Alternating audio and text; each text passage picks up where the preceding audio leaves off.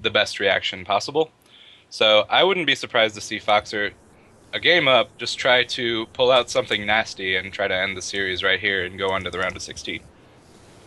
I think the best way to play this map is, in TvP at least, is to go for like a gas first mine drop. You can also go into a CC first, but I don't really like the Reaper on this map.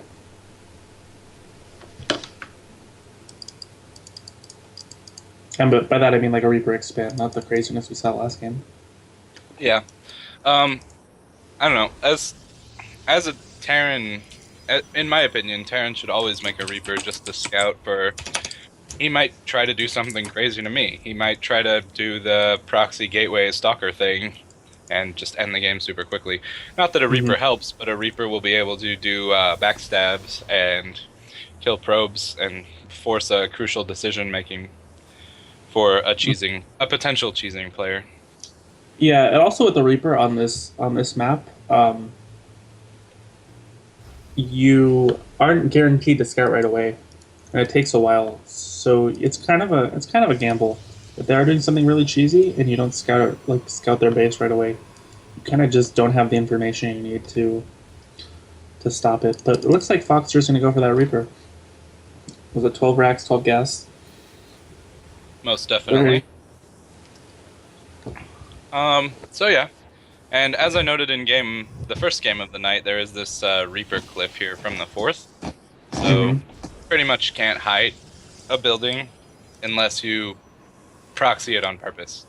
Like he's gonna see the whole base, and like it's not like if you put it in a corner, you can stop him from getting to it.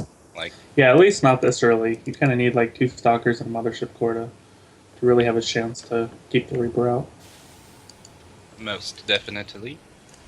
And we see really good building placement from Creature again, just limiting Reaper and Hellion paths with your buildings. Like he's using like clearly thought out places to put buildings, and that's really good.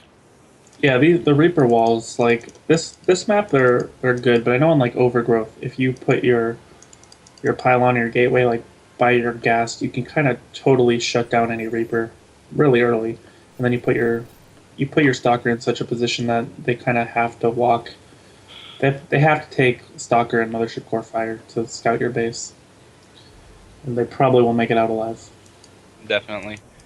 And we do see a really fast reactor coming out, so I don't I'm not sure. We do have the one Reaper, but we will probably just see Marine production from here So on no, out. normally when you do this build, you go for a Reaper into reactor. You pull out a gas, and you get more mineral income, so you can afford your second and third racks earlier, Yeah. and a bunker. But Foxer's staying in gas, which makes me think he might go for some sort of Hellion stuff here. And there's the factory. Interesting. Now, But the, if I'm the Reaper and I see this crazy SimCity, I don't really feel like Hellions are going to be a great choice. Like, I might use the factory for mines and try to get up to a mine drop really quickly. you could do He is mines, producing Marines, so but Creature got a really nice scout off here with this probe. Kind of walked yeah, in at the perfect timing, saw the factory, saw the expansion. He kind of knows exactly what's going on here. And the yeah. Robo is started, so he's going to be And fine against any sort of mind play. perhaps With most what it importantly is. is the probe got a way to plant annoying pylons anywhere on the map. So Mm-hmm. that's probably what we'll see him doing here in a second. But it doesn't really even have to be now. It can be whenever he wants to attack, because Terran would be so out of position if he scours the map for this Reaper that like anything could just come to his front door and kill him. So we have a second gateway and a Twilight Council. So this is looking pretty standard for a Protoss opening, at least from a Zerg player's perspective on PvT. The Twilight Council is actually a little bit early. This could be for some sort of Dark Shrine opener. There's really no reason to get this Twilight Council unless you're planning to go Blink or DTs, I because you wonder if we'll generally want to see a rush. Proxy Dark Shrine. I don't. The pylon would have already been started for that, um, Yeah. but Yeah, you generally want your Colossus out pretty early. And he's got this Robo to make a War Prism. Looks And like no, it's Blink. he's made his choice, and it's going to be Blink. So, Yeah. this could be an attack. This could just be, let's get Blink because it's good, and you want that anyway. But because he's chosen to go Blink instead of make a faster Robo Bay for Colossus, it makes me think that he's going to at least put on a little bit of pressure, or maybe fake an all-in. But he's got the Observer out, so he'll be able to blink up and down any cliff he wants to. I think this doesn't look like an all-in sort of Blink. I think this is the parting build, the big boy build, where you get Blink and a bunch of Observers and take a really quick third base.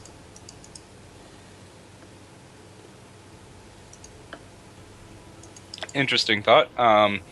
I can't say I agree or disagree with you just because I know pretty much nothing about this matchup. We just see the Reaper going around checking for probes. Does he find one? Looks like he's got a kill, so I think he did find one probe, but there could always be others. You can never be two people. That one probe isn't. I don't see it on the map anymore, and I don't think he would have gone home with it at this point without making a pylon at the very least.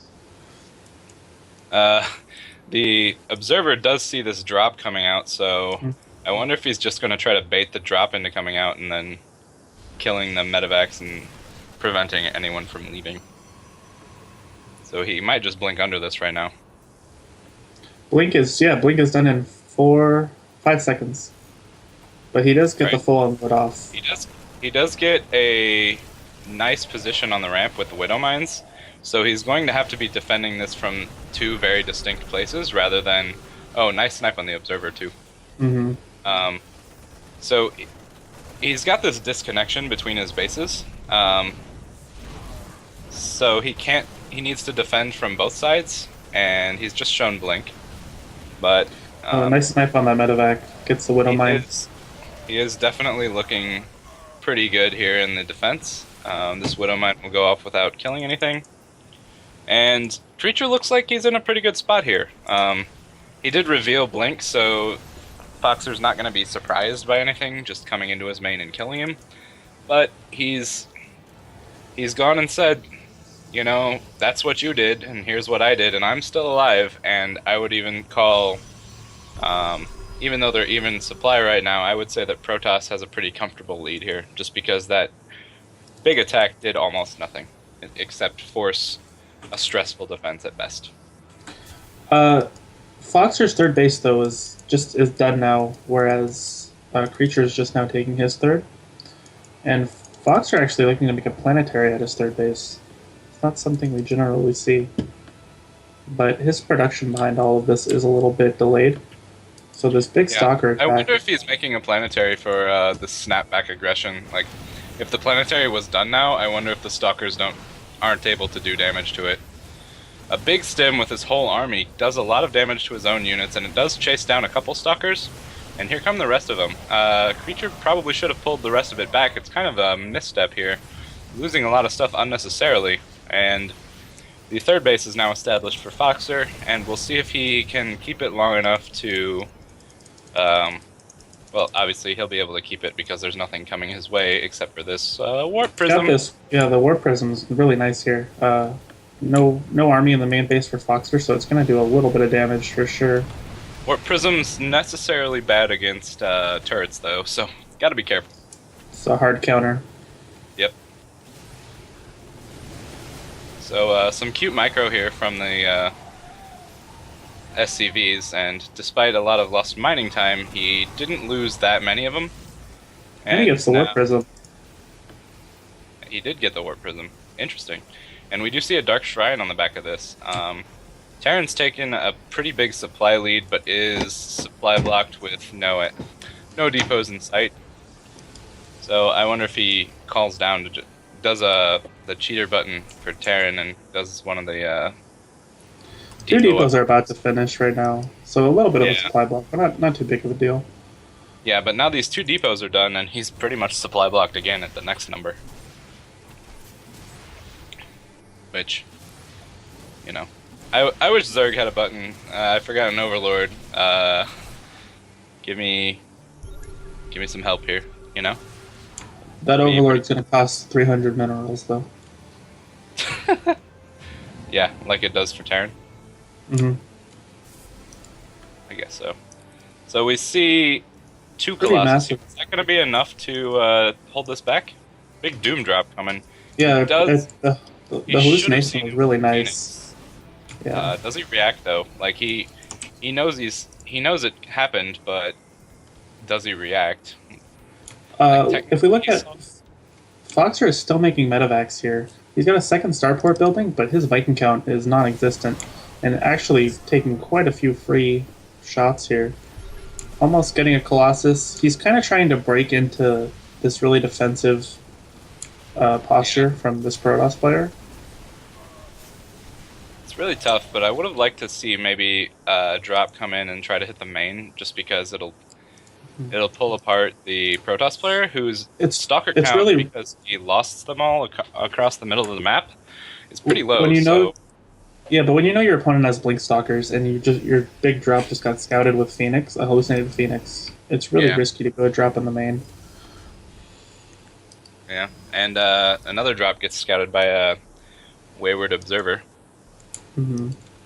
And he's got another Warp Prism out, so the second he sees anything across the map, he's probably just going to go try and do some damage with the Warp Prism.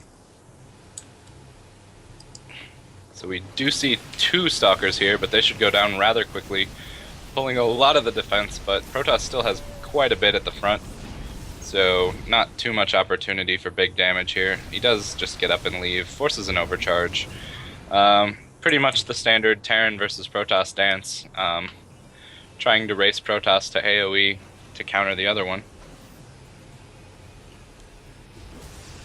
And we do see he does have a Dark Shrine, but he's mostly making Archons out of it rather than just going and harassing with DTs. I suppose that could come later with the Warp Prism, but these medevacs might see it. We also have 2/2 for the Protoss player, where Foxer actually didn't get +2 attack until just now. His +2 armor is like 75% done, but a pretty big upgrade lead for the Protoss. And now that he feels comfortable to secure his 4th. Well. Yeah.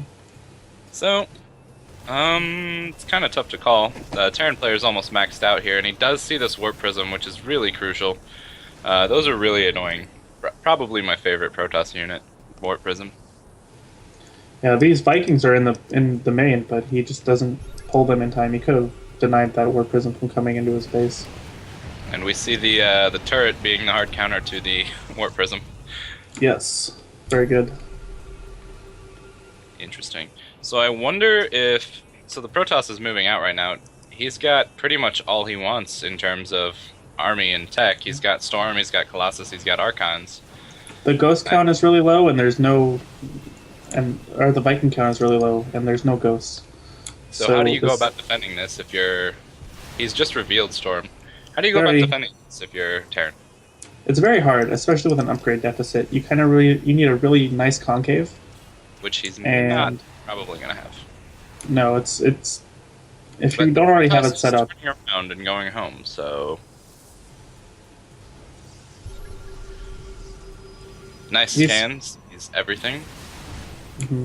The Sky Templar? Or... There's actually not even a Ghost Academy down, so that could have been a nice addition to this army. He could have maybe sacrificed like a drop full of Marines in the main and gotten a few Ghosts out. But he's kind of just... Preacher sees this and is just making massive amounts of High Templar. And there's no reason not to when your opponent doesn't have Ghosts. Yep. I guess it does get kind of awkward when you realize that the High Templar are in the front and they can't attack until they have... How much energy is it? 75? 75, yeah. But now he's getting the proxy cannons, which is really good for delaying Cloak Ghosts if he suspected that. Mm-hmm. It's hard to tell, but I think there might be an observer with this. So he's going to attack into this concave, and this could be the end for both players. These split up pretty well. These storms are doing crazy amounts of damage, but I think there's just too much here. Yeah, and he's just being forced back and back with the storms and finally running out of room to micro, so really well played by the Protoss, and we should be seeing game 3 here momentarily. Yeah. Laser beams. Good game, GG well played. is called. We go into a game 3.